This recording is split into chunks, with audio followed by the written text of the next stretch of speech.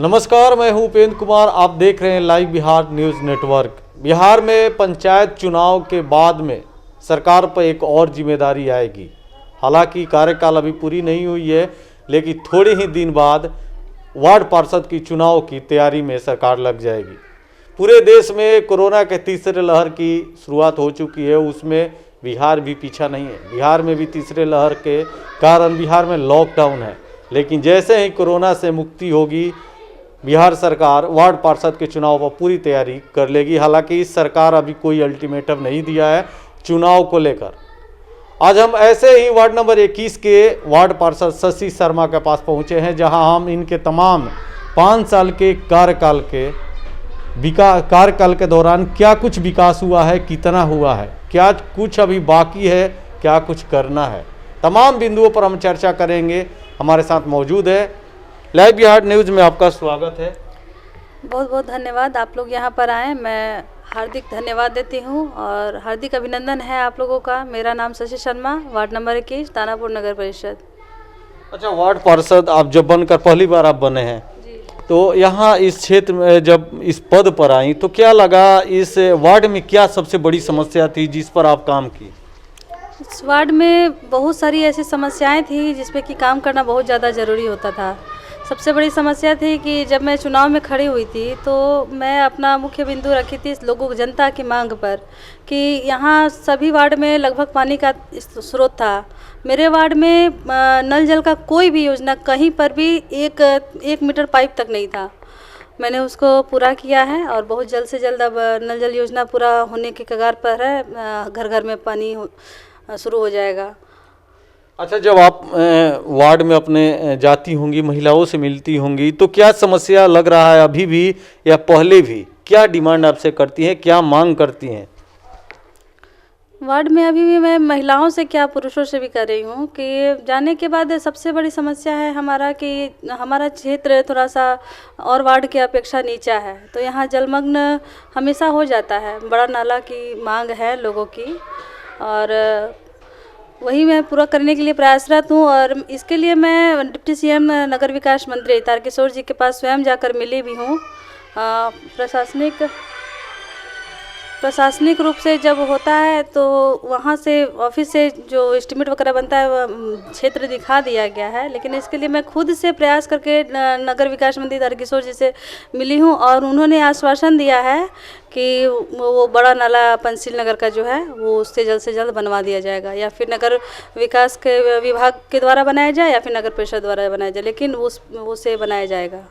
देखिए, जल निकासी तो आपके वार्ड में सबसे बड़ी समस्या है, उस पर सरकार काम करेगी।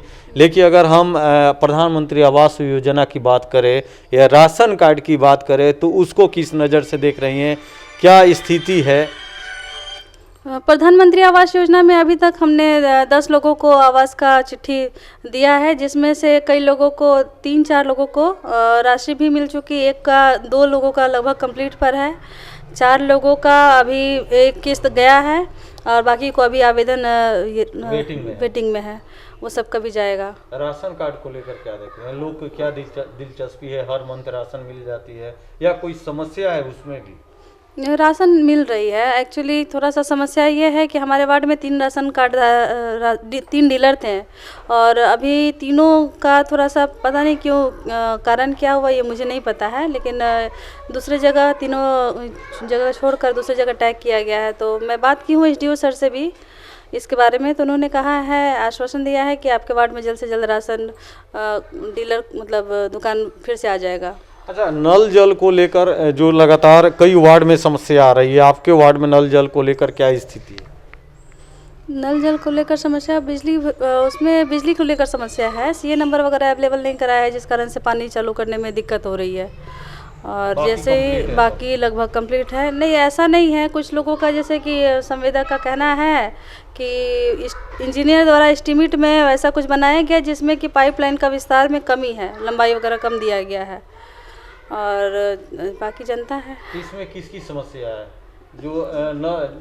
जो नल जल चालू नहीं है, ये इसमें विभाग की लापरवाही है? नहीं, लापरवाही नहीं कहेंगे। अब वो सीए नंबर, अभी जो स्मार्ट मीटर लगा है, तो स्मार्ट मीटर लगने के कारण है कि जैसे ही कि मतलब उसमें जितना रिचार्ज है उतना आप दे सकते हैं, और उसके बाद है कि वो बंद हो गया है, उसका रिचार्ज खत्म होता है, तो देर हो रहा है। सीए नंबर अवेलेबल अभी तक नहीं किया गया। जैसे ही सीए नंबर अवेलेबल कर दिया जाएगा, नगर परिषद द्वारा उसको पूरा मतलब पेमेंट बता रहे हैं कि 1 साल का कम से कम हम लोग उसमें विभाग में पेमेंट कर देंगे कि 1 साल तक नल जल का जो बोरिंग वगैरह जो हुआ है, पानी चालू होने में किसी तरह का दिक्कत नहीं होगा। स्वास्थ्य केंद्र को लेकर क्या कहना चाह रहे हैं कि वार्ड में क्या स्थिति है स्वास्थ्य केंद्र को लेकर या शिक्षा व्यवस्था को लेकर?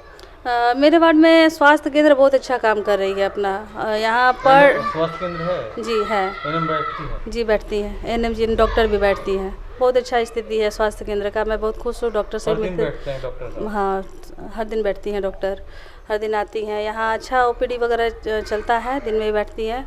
और शिक्षा व्यवस्था कोरोना के कारण स्कूल वगैरह खुल नहीं रहे, और ज़्यादातर यहाँ स्लम बस्ती है। आए दिन की आए दिन की भी शिक्षा व्यवस्था है कि टीचर लोग हैं, लेकिन उतना ध्यान नहीं दिया जाता है। और मेरी भी मांग है और निरंतर प्रयास है मेरा कि लोगों को शिक्षा के प्रति जागरूक किया जाए और हर लोग स्कूल भेजे। जैसे कि यहाँ शिक्षा में है कि स्लम बस्ती होने के कारण लोग का है कि मध्याह्न भोजन के कारण केवल मतलब स्कूल में जाना है तो मध्याह्न भोजन करना है। महिलाएं भी आप समझ सकते हैं कि निचले स्तर से हैं, तो पुरुष महिला दोनों अपना वर्कआउट करते हैं, तो खेत वगैरह में चले जाते हैं और बच्चों को वहाँ पर स्कूल में छोड़कर आती हैं वहाँ पर, तो बच्चों के ऊपर ध्यान नहीं देने के कारण भी शिक्षा व्यवस्था थोड़ा सा लचर है। अच्छा, स्लम बस्ती के लोग क्या मध्याह्न भोजन को लेकर स्कूल जाते हैं या शिक्षा से इंटरेस्ट रखते हैं? अभी बहुत जगह देखा जा रहा है कि सरकारी जो स्कूल है वहाँ पर मध्याह्न भोजन को लेकर बच्चे लोग जाते हैं और जब पढ़ाई को लेकर ज़्यादा इंटरेस्टेड नहीं होते हैं, क्योंकि एक स्लम बस्ती के लोग हैं, उनको कोई केयर करने वाला नहीं है और गाइड भी किया जाता है, इस बात को फॉलो नहीं करते हैं। यहाँ क्या समस्या है? यहाँ भी उसी तरह से समस्या है, स्लम बस्ती के लोगों में उसी तरह से है, जागरूकता फैलाया जाता है। ऐसा नहीं है कि हर लोग इसी तरह से हैं। अब जैसे कि स्लम बस्ती में ही भीमराव अंबेडकर भी उसी स्वजातीय से हैं जो कि हमारे भारत का संविधान लिखे, तो ऐसी जागरूकता लोगों में आनी चाहिए कि आपके द्वारा मतलब कि ये कोई नहीं जानता है कि कौन कब क्या बन सकता है, तो उस स्तर पे रहकर भी कितना मुश्किल का सामना करते हुए वो बने हैं। अब बहुत सारे स्लम में ऐसी भी महिला हैं जो कि मतलब बैंक में नौकरी भी कर रही हैं, पढ़ाई लिखाई करके सरकारी स्कूल से ही वो चाहत रखी है, अपना बैंक में भी जॉब कर रही हैं। तो ऐसा नहीं है कि हम उनको ये बोल सकते हैं कि वो स्लम, लेकिन ज़्यादातर लोग इसी तरह से है और लोग भेदभाव जो देखते हैं ना, इस कारण से सरकारी स्कूल में हर कोई जाना उतना नहीं। आप ठीक कर रही हैं। एक चीज़ मैं बता देना चाहता हूँ, आज भी कई ऐसे लोग हैं जो देश के महापुरुष हुए हैं, जो सरकारी स्कूल से ही निकलकर सड़क से लेकर सदन तक पहुँचे हैं और उनके इतिहास में नाम दर्ज हुई है। बात सिर्फ पढ़ने की है, स्कूल की कोई बात नहीं है, आपको पढ़ने की इच्छुक होनी चाहिए। मेरा अंतिम सवाल आपसे एक और है कि 5 साल आप कार्यकाल के दौरान आप तीनों लॉकडाउन का अनुभव ली हैं, तो आप तीनों लॉकडाउन की अगर हम अनुभव की बात करें तो उस दौरान आपके वार्ड के लोगों की क्या मांग होती थी, क्या समस्या होती थी, कितना कुछ उनके लिए काम किए थे उस दौरान? जैसे कि कोरोना का महामारी आया तो सबसे पहले तो रोज़गार पूरी तरह से बंद हो गया। ये हमारा एक दानापुर क्षेत्र का नहीं, पूरे बिहार का नहीं, पूरे देश का नहीं, पूरे विश्व का है ये। तो इसमें हर लोग ये समझने का भी प्रयास किए हैं, जैसे कि प्रधानमंत्री ने कहा था जान है तो जहान है, तो सब लोगों को हमने उस प्रकार से जागरूकता भी किया है। घर घर कोरोना को लेकर मतलब मैं भी निकली हूँ, मेरा छोटा। उस दौरान सबसे ज़्यादा खाने को लेकर समस्या होती थी, क्या राशन की मांग ज़्यादा बढ़ जाती थी या लोग ज़्यादा आपसे इस चीज़ की मतलब अभिलाषा करते थे कि मुझे राशन ज़्यादा से ज़्यादा मिले? उस समय खाने के बहुत लोग मोहताज थे। जी, खाने को बहुत लोग मोहताज थे, तो हम लोग लगभग करीबन 700 से 800 घरों में घर घर जाकर राशन पहुंचाया है, जिसमें कि 10 किलो चावल, आटा और दाल, मसाला वगैरह रहता था, यही सब राशन वगैरह पहुंचा है घर घर में जाकर। कुछ लोगों को एक आगा खान फाउंडेशन से करीबन 20 लोगों को राशन दिया गया, जिसमें कि 25 किलो का पैकेट वगैरह था और आलू वगैरह सब्जी वगैरह कुछ कुछ था उसमें, उस तरह से। बिल्कुल। और सबसे पहले ये नगर परिषद में भी देखा गया है, पूरे दानापुर में देखा गया है कि जब कोरोना का महामारी शुरू हुआ तो मैंने स्वयं एक सैनिटाइज़र मशीन भी ख़रीदा, सैनिटाइज़र भी 50-50 लीटर बड़ा ख़रीदा, छोटा छोटा भी जो भी था। और पूरे वार्ड में छिड़काव शुरुआत मैंने ही किया है। नगर परिषद से तो सुविधा हालांकि मिलना नहीं मिलना वो तो बात विचार ही हो रहा था, और हमने मतलब बात किया कि इसका निजात कैसे किया जाए। तो कुछ हमारे सहयोगी थे जो कि हमारा साथ दिए, बताएं कि इस तरह की दवा अवेलेबल है मार्केट में, और उस समय पूरी तरह से लॉकडाउन था, तो उनकी मदद से ही हमने मशीन वगैरह भी ख़रीदा, हेल्प किए आपको। और उस समय पूरे वार्ड में सैनिटाइजिंग का काम हमने शुरू करवा दिया। एक सवाल मेरा आपसे है कि अभी भी कोरोना है बिहार में, सरकार गाइडलाइन जारी किया है, उसका पालन भी हो रहा है जी। अपने इस कोरोना महामारी में भी अपने वार्ड के लिए 2 शब्द कहिए जो आज भी लोग इससे बचे, इसका पालन करें, सरकार का जो गाइडलाइन है। जी, सरकार का गाइडलाइन है सुबह 6 बजे से शाम 8 बजे तक ही मतलब बाहर निकलना है, तो 2 गज की दूरी, मास्क है ज़रूरी, ये इस पे मैं सभी लोगों को कहती हूँ। और सबसे बड़ी बात है कि जान है तो जहान है, आप उतना ही लोग घर से निकलिए, समय पड़ने पर, ज़रूरत पड़ने पर निकलिए, हर चीज़ को बार बार हाथ धोते रहिए, मास्क वगैरह। हमने मास्क सैनिटाइज़र का भी वितरण किया है अपने वार्ड में।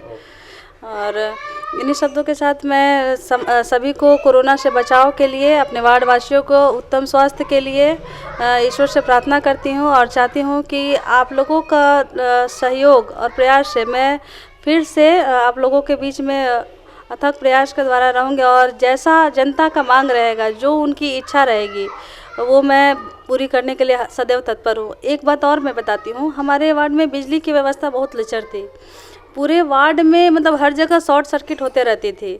इसी कारण से 2 लोगों की बिजली विभाग से मौत भी हो गई है। और 2015-16 में मेरे घर के ठीक सामने बिजली से करंट लगने से मौत हुई थी, पोल का तार गिरने से मौत हुई थी चक्रवात के कारण। उनको भी मुआवजा वगैरह कुछ मिला नहीं था, लेकिन हमने दोनों लोगों को मुआवजा भी दिलवाया, पारिवारिक लाभ भी दिलवाया, बिजली विभाग द्वारा पैसे भी दिलवाया, स्वयं से मदद किया। है आपके अगले बार अगर चुनाव होती है तो क्या आप अपने आप को कहाँ पा रही हैं? मैं सबसे बड़ी बात है कि मैं सर्वश्रेष्ठ है, लेकिन आपका विकास अगर बोल रहा है, दिख रहा है, मैं जनता के दिल में रहती हूँ, इससे ज़्यादा क्या कहे, जनता के दिल में रहती हूँ। आपने सुना, हमारी बात हो रही थी वार्ड पार्षद शशि शर्मा से। इन्होंने साफ शब्दों में कहा कि अगर 5 साल के कार्यकाल के दौरान 3 लॉकडाउन का सामना किए हैं, अपने वार्ड के लोगों के साथ उनकी सहायता भी की है, और ज़मीनी हकीकत है कि जिस तरह से यहाँ नल जल को समस्या को लेकर हो, या जो प्रधानमंत्री आवास योजना हो, राशन कार्ड हो, इस पर तो काम हुआ है, लेकिन अभी नल जल का काम है उसमें पाइप बिछ गई है, तमाम काम हो गए, चालू होने हैं, सिर्फ थोड़ी ही दिन में चालू हो जाएंगे वो भी। और अपने तमाम जो वार्ड के लोग हैं उनके साथ मिलजुल कर काम करती है, उनकी समस्या को सुनती है और तमाम समस्या पर काम भी करती है। इस बार भी अपने जनता को यह हिदायत दे रही है कि सरकार ने जो गाइडलाइन जारी किया है उसका पालन करे और सोशल डिस्टेंस बना के रखे, ताकि खुद सुरक्षित रहें, दूसरों को भी सुरक्षित रखें। अब तो आने वाला वक्त बताएगा कि जीत किसकी होगी, किसके हाथ में सत्ता होगा, लेकिन विकास अगर की है तो जीत सुनिश्चित है।